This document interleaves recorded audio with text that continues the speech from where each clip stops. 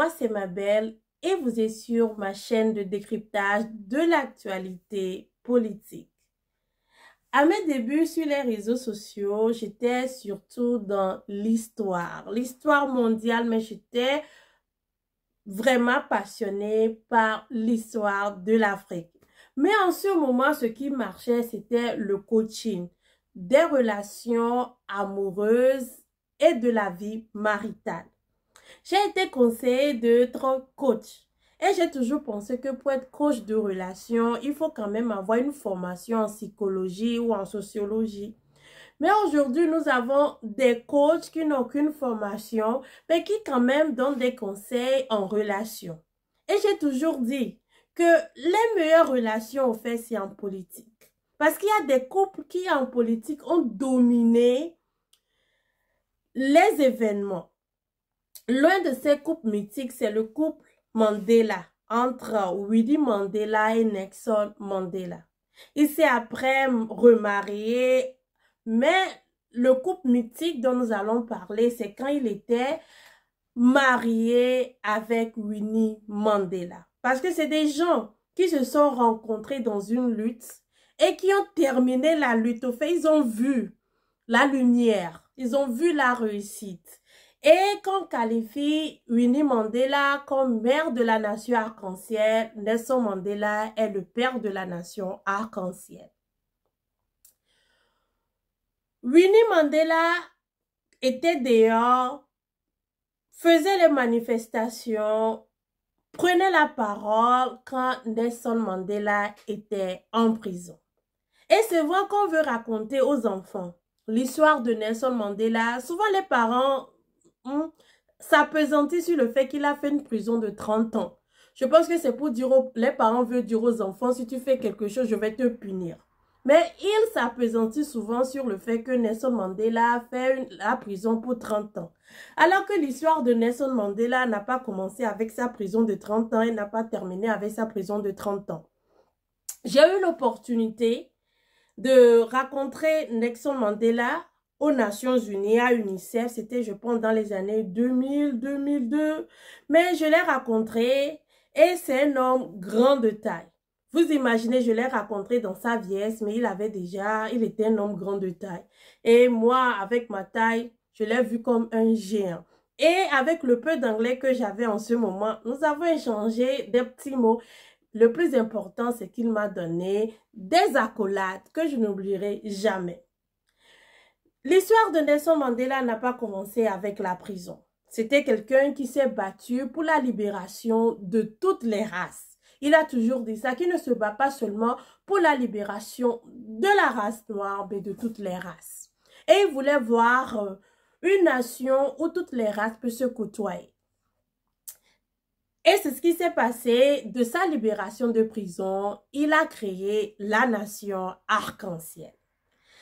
Si je dois parler de Nelson Mandela aujourd'hui, c'est qu'il a une vidéo, il a parlé de la Palestine. Et souvent, cette vidéo revient dans les débats, les gens te montrent en te disant vraiment Nelson Mandela lui-même n'était pas d'accord avec ce qui se passait. Mais cette vidéo a fait 33 ans. Si tu es né dans les années 1990, cette vidéo te fait 33 ans. Et si tu attends janvier pour regarder ma vidéo, la vidéo de Nelson Mandela fait 34 ans. Et depuis, les choses ont changé. Mais la politique aussi, c'est une science qui évolue tous les jours. C'est pour ça que peut-être que je dois retourner au coaching. Parce que le coaching, ça n'évolue pas. La nature humaine ne change pas beaucoup. C'est pour ça que certains livres, les classiques, on les appelle comme Les Misérables, ont traversé le temps. Même Sambé Ousmane, le mandat, ça traverse le temps. Quand vous remarquez qu'on te dit qu'il y a un gros mandat qui va arriver, si tu ne sais pas faire, tu commences pas à faire la fête avant que le mandat arrive. Donc, la nature humaine n'a pas tellement changé. C'est pour ça que certains classiques traversent le temps. Mais la politique, elle évolue. Il y a des lois qui sont votées, il y a des décisions qui sont prises, il y a des changements un peu partout. Et ce qui fait que si tu ne suis pas vraiment l'actualité politique, tu te perds à un moment.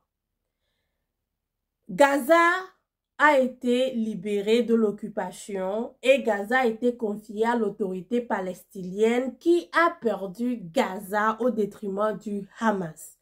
Donc, le Hamas dirige Gaza depuis des années et le Hamas a une aile, une partie de l'organisation armée qui aime lancer des attaques vers Israël. Donc, ce n'est plus ce que Nelson Mandela a dit, depuis ça a changé et l'autorité palestinienne même dont il parlait a perdu Gaza.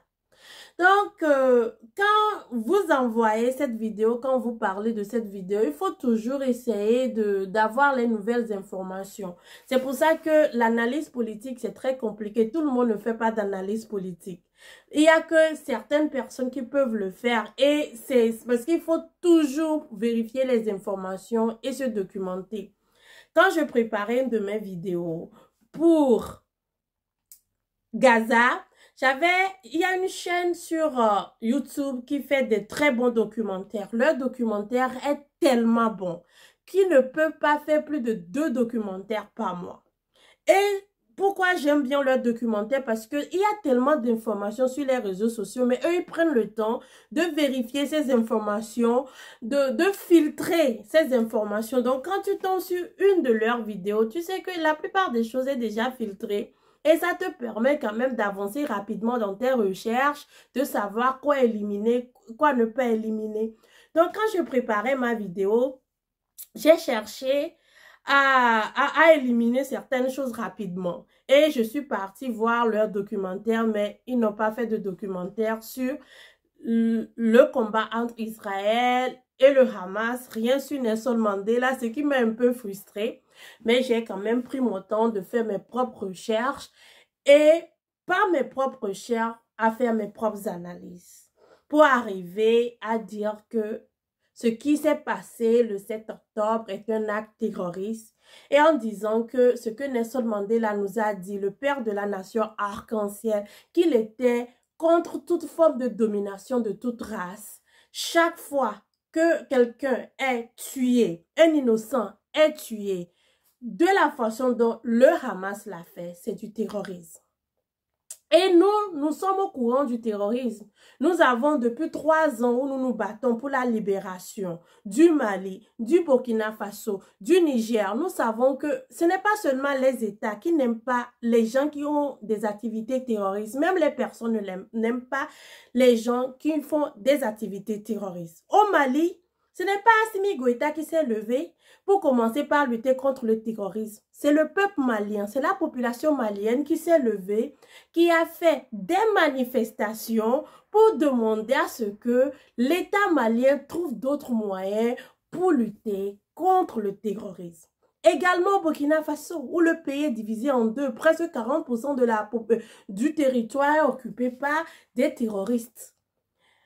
Également au Niger, le Niger c'est tellement récent. Vous vous rappelez de Mohamed Bazoum qui aimait lancer des tic and tac avec tous les influenceurs politiques sur les réseaux sociaux, tout en sachant que une partie de son pays est occupée par des terroristes et les jeunes Nigériens font tout le temps des marches pour demander à ce qu'ils trouvent des moyens pour lutter contre le terrorisme. Oui, personne n'aime vivre à côté des gens qui ont des comportements terroristiques. Malheureusement, ou peut-être s'il y avait un autre mot pour désigner ce qui s'est passé le 7 octobre, le comportement du Hamas, c'est un comportement terroristique. Maintenant, savoir si la guerre qui est faite contre le Hamas, mais qui est faite à Gaza, c'est ça aussi la guerre. Quand tu fais la guerre, ben, tu vas là où la personne se trouve. Vous voyez, non? Vous voyez les petites guerres, même sur les réseaux sociaux. Quand la personne est sur YouTube, la guerre se fait sur YouTube. Quand la personne est sur Twitter, la guerre se fait sur Twitter. Donc, du moment où les barons du Hamas, les grandes autorités du Hamas se sont cachés dans les pays limitrophes, mais le combat ne se passe pas dans ces pays, le combat se passe à Gaza.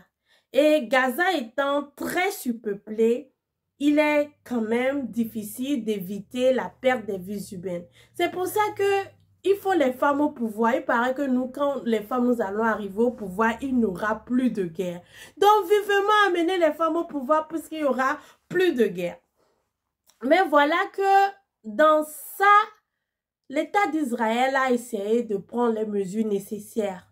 Test message pour indiquer aux gens où il faut bombarder, demander à la population d'évacuer. Mais je vous avais déjà dit que c'est un problème délicat parce que, comme l'a dit le ministre, je ne sais pas si vous avez suivi l'interview du ministre de l'autorité palestinienne qui nous disait que l'idéologie du Hamas est parmi le peuple. Et le président français a aussi dit qu'il faut 10 ans pour éliminer le Hamas parce que l'idéologie du Hamas est parmi le peuple et que on craint que pour pouvoir éliminer cette idéologie dans le peuple, il va falloir faire beaucoup de dégâts. Donc, c'est ça aussi le problème. Le Hamas se mélange aux civils puisque l'idéologie du Hamas fait partie du peuple. Donc, là où il y a des civils, il peut y avoir un combattant ou 2 combattants du Hamas. Quand je dis ça, les gens qui regardent parfaitement ces vidéos ont toujours des problèmes à réaliser. Mais c'était la même chose pour le Mali. Je ne sais pas si vous avez suivi les débuts du Mali, mais les Maliens, l'autorité malienne dont nous célébrons la victoire de Kida a été qualifiée de faire des atrocités parmi les civils. La guerre contre le terrorisme est une des guerres les plus difficiles, les plus compliquées parce que c'est les gens qui se cachent parmi les civils. C'est ça aussi, c'est ça le problème. C'est des gens qui se cachent parmi les civils, qui utilisent les civils. C'est comme un endoctrinement. Si vous avez suivi les guerres contre les terroristes, les vraies guerres contre le terrorisme, vous allez toujours voir que à la fin, c'est les civils qui perdent le lot de but. C'est pour ça aussi que les organismes comme le Hamas qui sont radicalisés, radicalisent les jeunes, ça devient un problème parce que à la fin, c'est les innocents qui payent le prix. Il y a quelqu'un qui a fait une vidéo pour dire quel est le prix à payer pour se libérer du Hamas. Et ça m'a fait penser à une vidéo que j'avais faite pour dire quel est le prix à payer pour la paix. Quel est le prix à payer pour la paix? Quel est le prix à payer pour la paix? Et ça va des deux côtés. Ça, je poserai la question à ceux qui se battent du côté du Hamas. Je poserai la question aussi aux autorités israéliennes. Quel est le prix à payer pour la paix? Parce que dans mon pays, le prix à payer pour la paix est très élevé. Très, très élevé le prix à payer pour la paix. Les jeunes sont emprisonnés. La liberté d'expression est muselée pour que le petit Togo soit en paix. Mais ici, dans ce cadre dans lequel nous sommes, quel est le prix que nous devons payer pour la paix? En Palestine, pour la paix en Israël, et pour la paix au Moyen-Orient, quel est le prix à payer?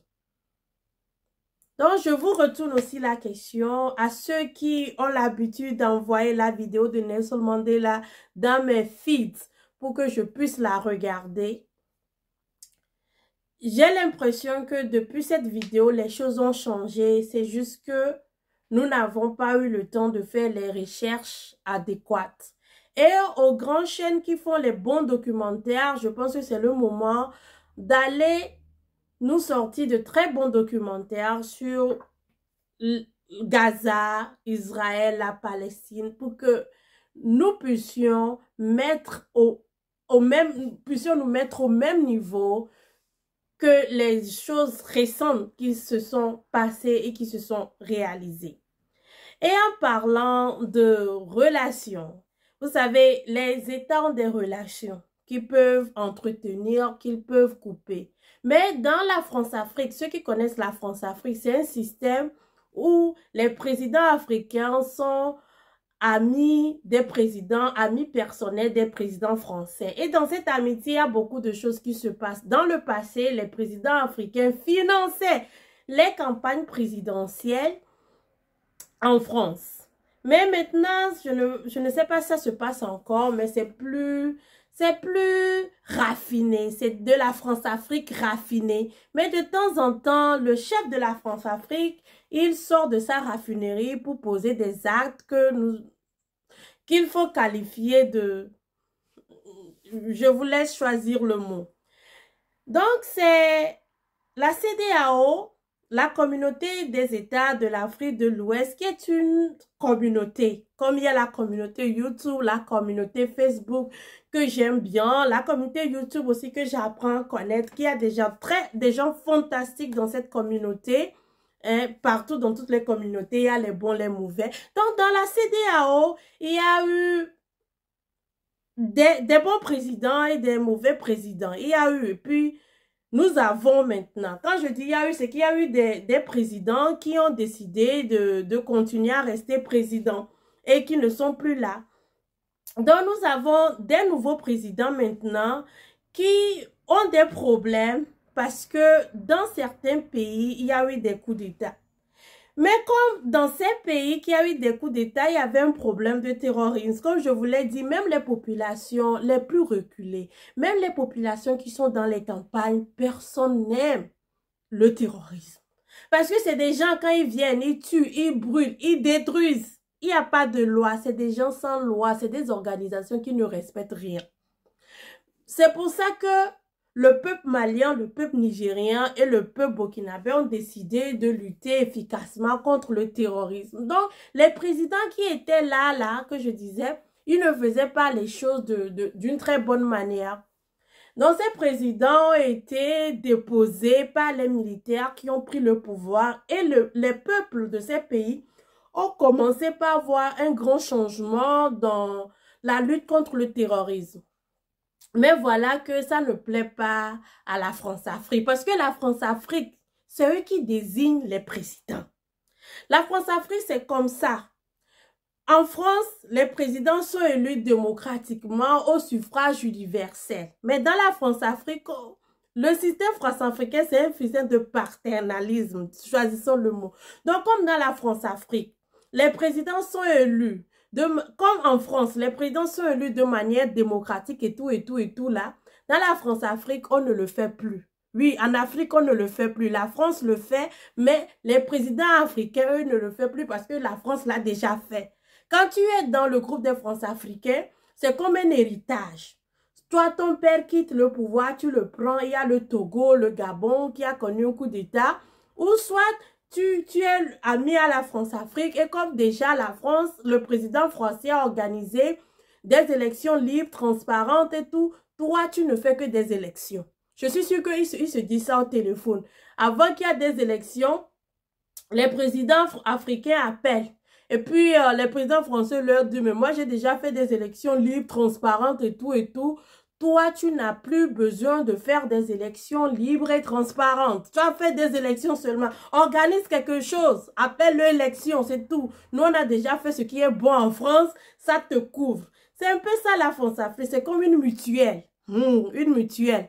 Quand tu es dedans, dès que tout est bien fait. En France, on fait bien les choses dans les normes. Toi, tu es dedans. Tu n'as plus besoin de faire les choses dans les normes. Toi, tu fais seulement et puis tu gagnes.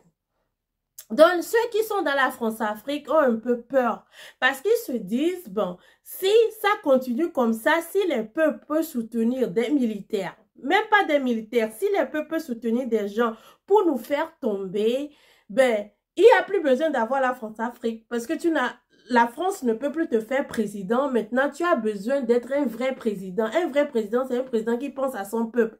Et nous savons qu'en Afrique, la plupart des présidents, comme ils viennent par le système France-africain, ils ne pensent que à suivre la voie de leur maître au lieu de servir le peuple. Donc, ces présidents France-africains ne veulent pas reconnaître ou donner de la place à ces nouveaux présidents qui sont soutenus par le peuple.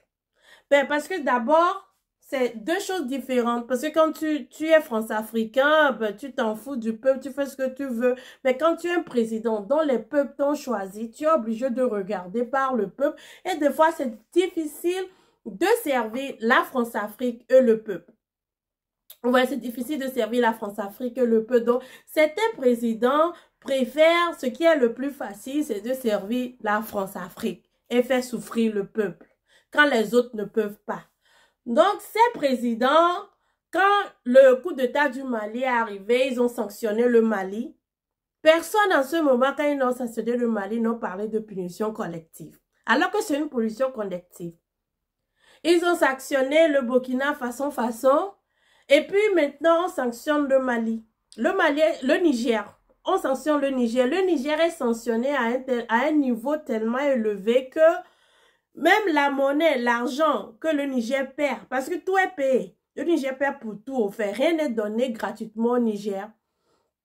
Même ça, le Niger doit demander pardon pour que on puisse lui donner son propre argent. C'est mal vu, ce n'est pas bien fait. Ça montre encore que la CEDEAO n'est pas représentative des peuples africains. Parce que si la CEDEAO est vraiment représentative des peuples africains, ceux qui ont fait les coups au Mali, au Niger, au Burkina, sont aussi présidents comme les autres parce qu'ils sont soutenus par leur peuple.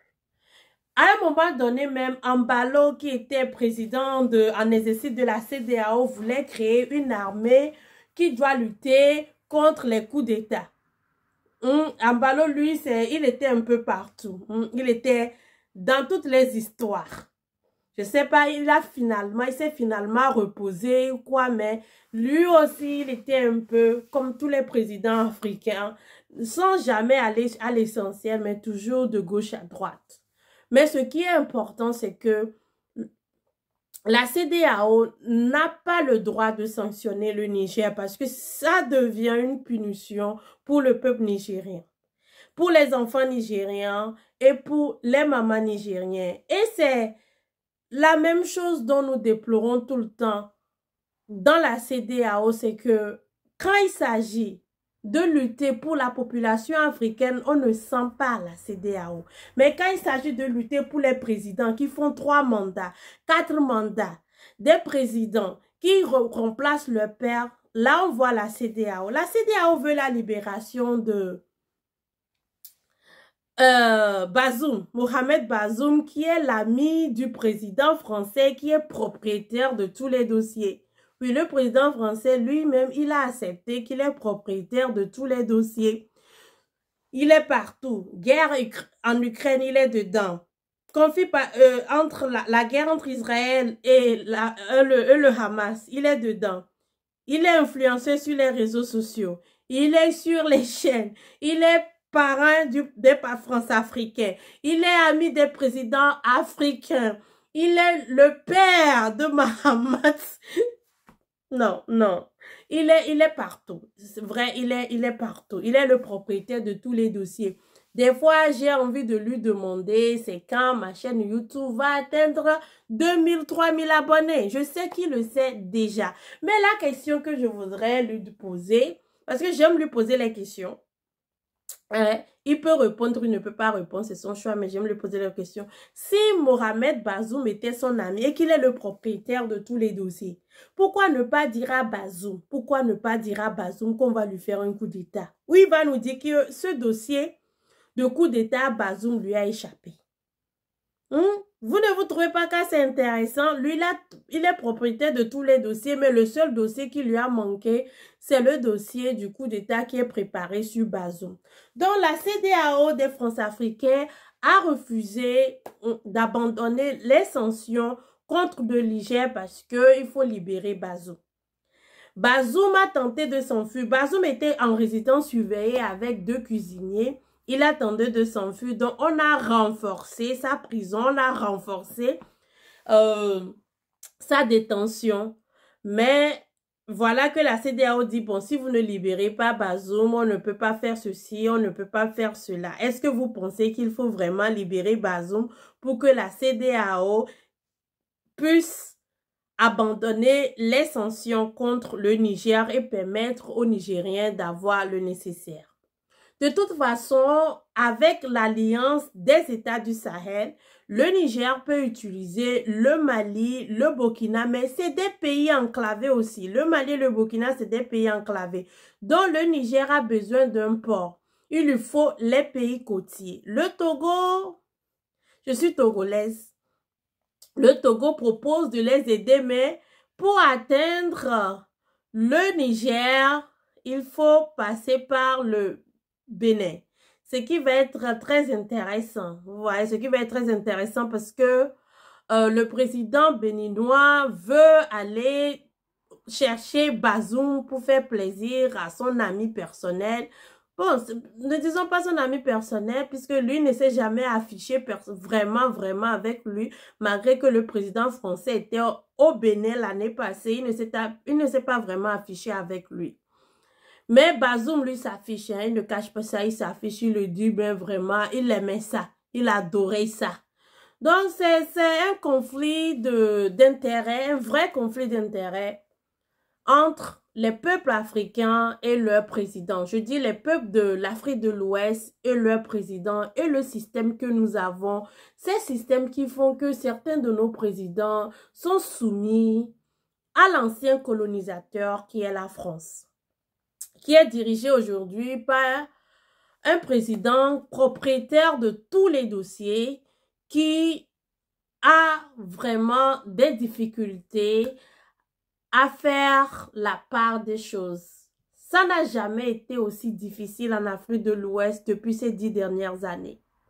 Je veux dire que la présidence, cette nouvelle présidence que l'on appelle la Macronie, a amené beaucoup de choses en Afrique de l'Ouest que nous n'avons pas vues.